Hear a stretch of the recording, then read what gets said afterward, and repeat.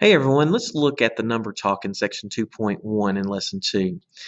The directions tell us to find each product mentally, and I know a lot of us, when we look at this, we think that there's really no way that we can do this because of those fractions.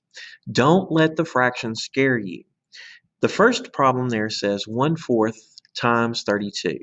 So we're basically looking at 1/4 of 32. What's 1/4 of 32? Well, when I look at a fraction, something that might can make it easier if we think about that fraction as a division problem, 1 divided by 4. Well, I could come up with a decimal about that, but I don't really want to do that.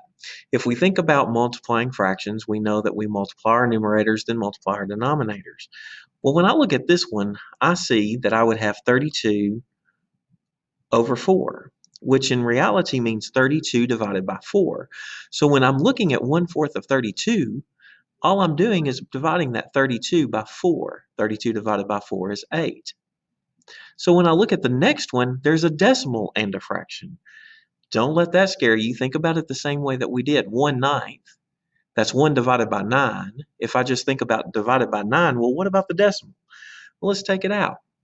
7 and 2/10 times 1/9. 7 and 2/10, taking the decimal out, would be 72.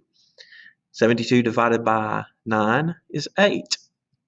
Well, now I've got to put the decimal back in, so there's one place behind it, so it's 0.8 is our answer. Same thing in 1/4 times 5 and 6/10. Look at it as 56. 56 divided by 4 is 14. Got to put a decimal back in there, so my answer is 1 4/10.